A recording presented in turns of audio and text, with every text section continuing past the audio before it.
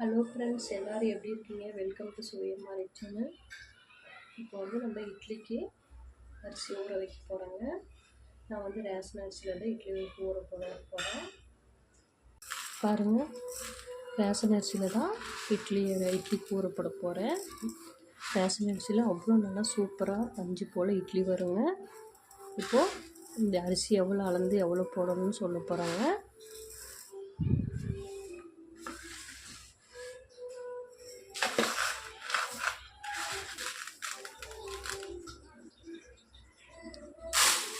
ஒன்று,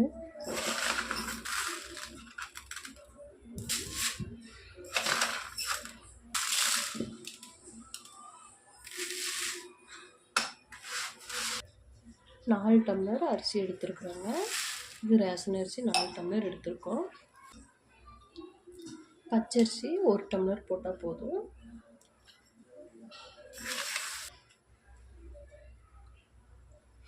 பச்சரிசி 1 டம்ளரு, இப்போ 5 டம்ளர் கணக்காச்சுங்க.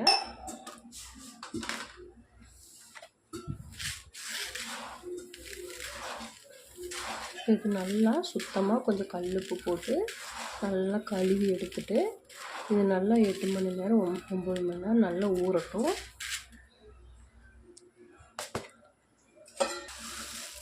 கருப்புளுந்து தான் போட போகிறோம். இப்போது கருப்புளுந்து 1 டம்ளர் ஃபுல்லாக போடலாங்க. ஆனால் கருப்புளுந்து போட்டோம்னா இட்லி அவ்வளோ சூப்பராக வருங்க.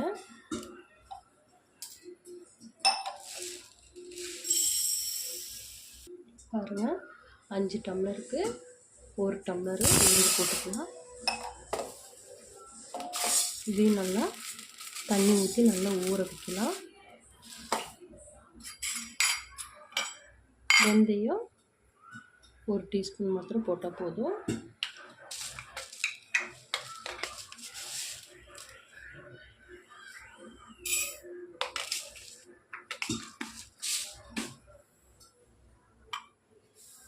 இதை போய் நல்லா கழுவி எடுத்துகிட்டு வரலாம். பாருங்கள், அரிசி நல்லா சுத்தமாக கழுவி எடுத்துகிட்டு வந்தாச்சு. இது ஒரு நல்லா 8 மணி நேரம் 9 மணி நேரம் நல்லா ஊறட்டும். இட்லி அரிசி இருந்தால் ஒரு 5 மணி நேரம் 4 மணி நேரம் போதுங்க. ரேஷன் அரிசின்றனால ஒரு 8 மணி நேரம் 9 மணி நேரம் ஊறட்டும். இப்போ கருப்பு உளுந்துங்க, அரிசி ஊற வைக்கும் போது கருப்பு உளுந்து ஊற வச்சாச்சு. வெள்ளை உளுந்தாக இருந்தால் ஒரு 2 மணி நேரம் ஊறினா போதும். இதுவும் நல்லா ஊறட்டும். வெந்தயமும் ஊற வச்சுருக்கேன். இது நல்லா ஒரு 8-9 மணி நேரம் நல்லா ஊறி வரட்டுங்க.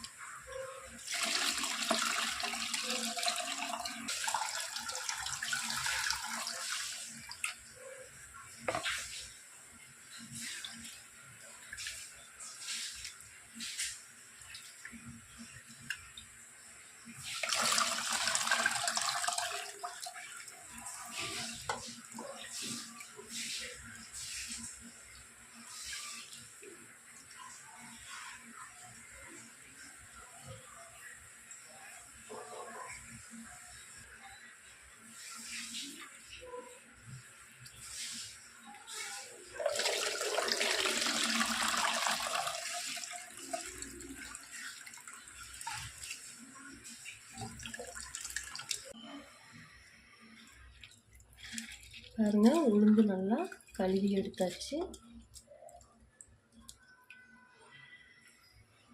ஓரமாக இருக்கட்டும்.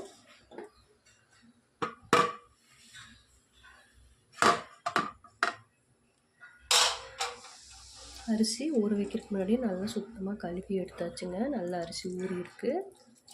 இதில் கல் ஏதாவது இருந்தால் அரைச்சி எடுத்துக்கலாம், இல்லைன்னா அப்படி போட்டு ஆட்டி எடுத்துடலாங்க.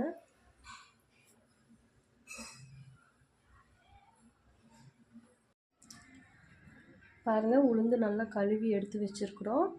அது கூட கொஞ்சம் ஜில்லு தண்ணி, ஃப்ரிட்ஜில் தண்ணி நல்லா ஜில் ஆனதுக்கப்புறம் ஊற்றி உளுந்து ஆட்டினோம்னா உளுந்து வந்து நல்லா இருக்குங்க. இட்லிக்கு நல்லா சாஃப்டாகவும் இருக்கும். இப்போ உளுந்து போட்டு ஆட்டி எடுத்துடலாம்.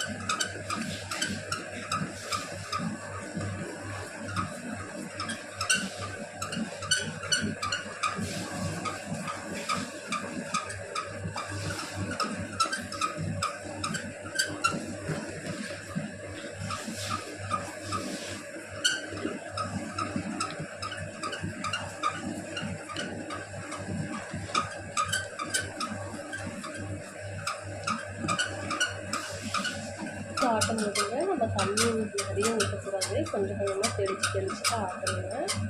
அது எப்படி நல்லா பொங்கி வைக்கணும்.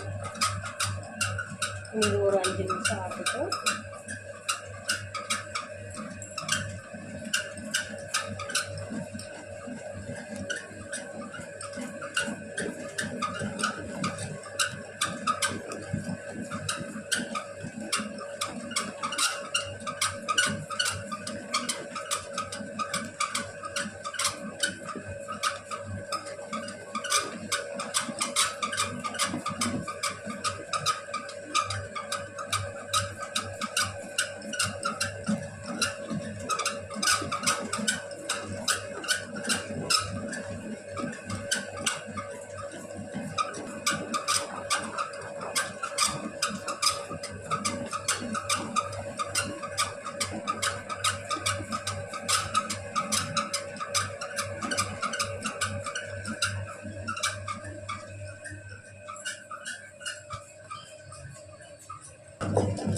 பாருங்கள், உளுந்து நல்லா பொங்கி வந்துடுச்சு. உளுந்தாயிடுச்சு, எடுத்துடலாம்.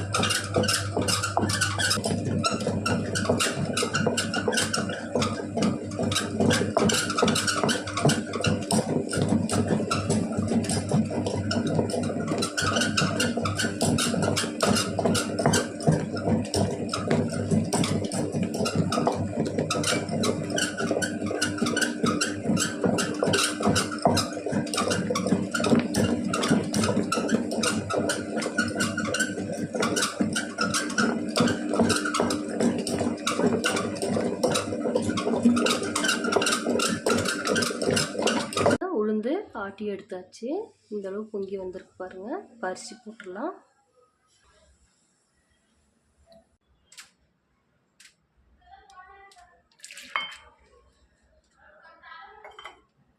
வெந்தயம் ஊற வச்சுருக்கோங்க. அது தண்ணியோடு அப்படியே வெந்தயம் ஃபஸ்ட்டு போட்டுடலாங்க. அப்புறம் அரிசி போட்டுக்கலாம்.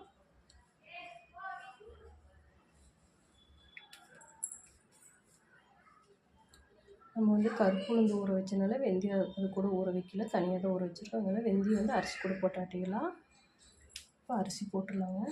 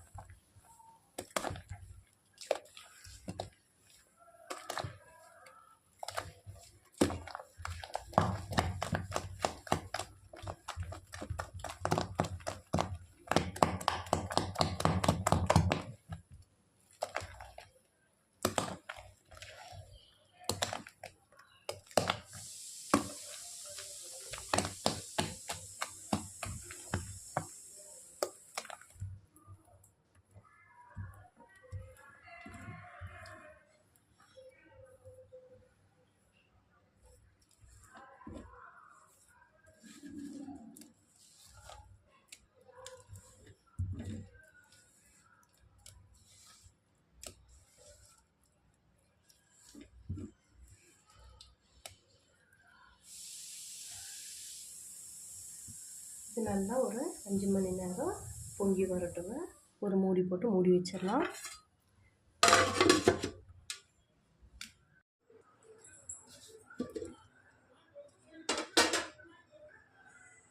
பாருங்கள், மாவு நல்லா பொங்கி வந்துருச்சு.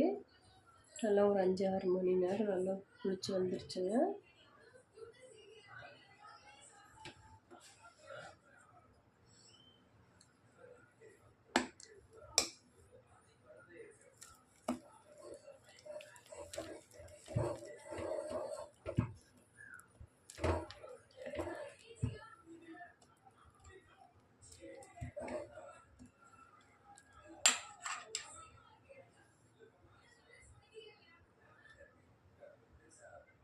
இப்போ நம்மளுக்கு எந்த அளவு மாவு தேவையோ அந்த அளவு உப்பு போட்டு நம்ம தனியாக ஒரு குண்டால கலக்கி வச்சிடலாம்.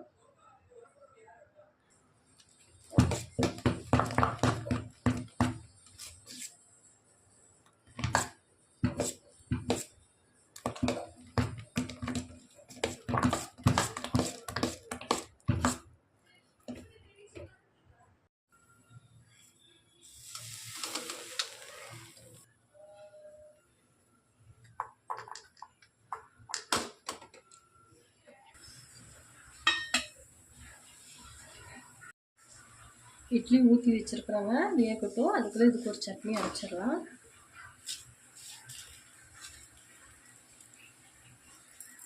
சீரகம் ஒரு 1/4 டீஸ்பூன் போட்டுக்கலாங்க.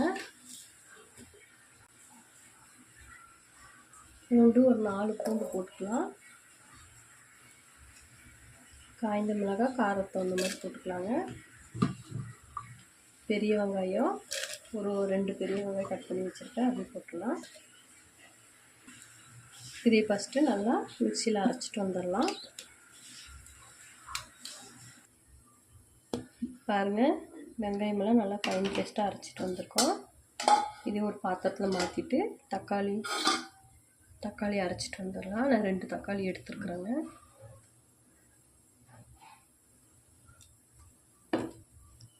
இந்த மிக்சி ஜார்லேயே 2 தக்காளி கட் பண்ணி வச்சுருக்கேன், அது நல்லா அரைச்சிட்டு வந்துடலாம்.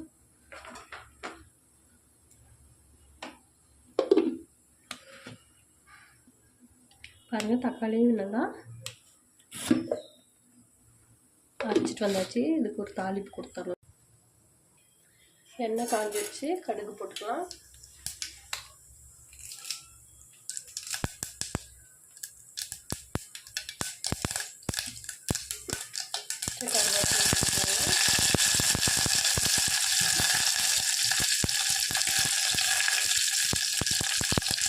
நம்ம சின்ன பெரிய வெங்காயம்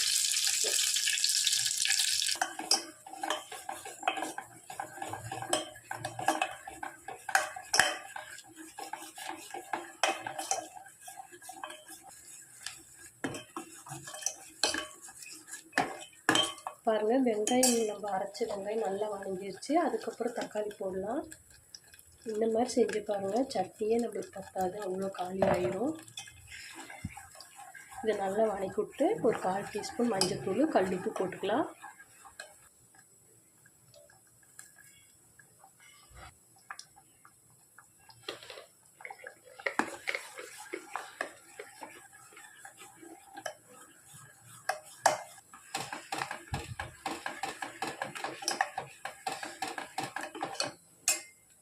இப்போ மிக்சியில் நம்ம அரைச்சி வைக்கும் பாருங்க, அதில் கொஞ்சம் தண்ணி ஊற்றி நம்ம கொஞ்சம் தண்ணியாகவே செஞ்சிடலாங்க.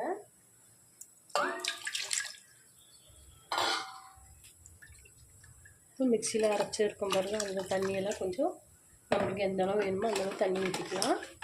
இப்போ இது நல்லா கொதி வரும்போது அரிசி மாவு வந்து கொஞ்சம் புளிப்பாக இருக்கணும். அந்த மாவு வந்து ஒரு 1/4 கரண்டி ஊற்றிக்கலாங்க. இந்த மாதிரி செஞ்சு பாருங்கள், அவ்வளோ டேஸ்ட்டாக இருக்கும்.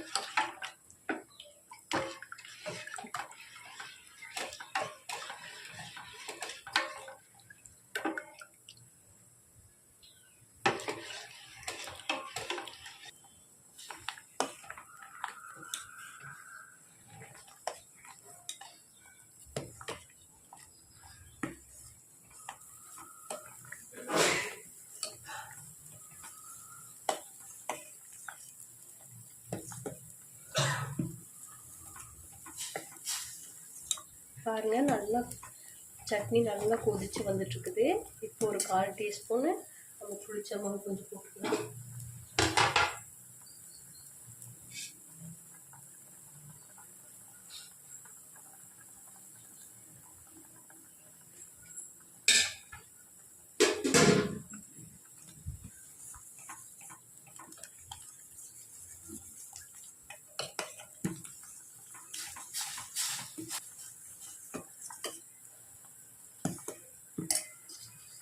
கொஞ்சமாக மல்லித்தலை போட்டு கேஸ் ஆஃப் பண்ணிடலாம். சூப்பரான மிளகாய் சட்னி ரெடி ஆயிடுச்சுங்க. இது இட்லிக்கு அவ்வளோ டேஸ்ட்டாக இருக்குங்க. இது ஒரு முறை செஞ்சு பாருங்கள், மறுபடியும் கேட்பாங்க. கேஸ் ஆஃப் பண்ணிடலாம்.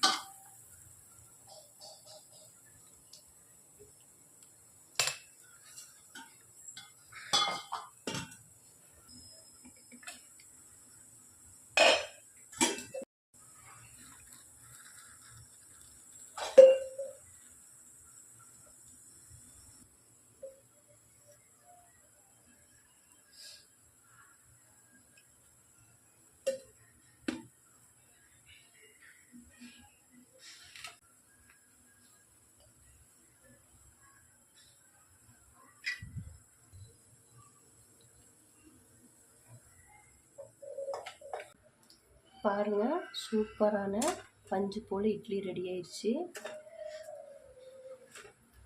இதுக்கு ரேஷன் அரிசியில் தான் நம்ம சுட்டுருக்குறோங்க. அதுக்கு காம்பினேஷனாக மிளகாய் சட்னி அரைச்சிருக்கோம். இது அவ்வளோ டேஸ்ட்டாக இருக்கும். நீங்கள் இது ஒரு முறை செஞ்சு பாருங்கள். நீங்கள் மறுபடியும் இந்த இட்லிக்கு இந்த கார சட்னி தான் நீங்கள் செய்வீங்க, மிளகாய் சட்னி. இந்த வீடியோ பிடிச்சிருந்தா லைக் பண்ணுங்கள், ஷேர் பண்ணுங்கள், சப்ஸ்கிரைப் பண்ணுங்கள். ஓகே, பாய்.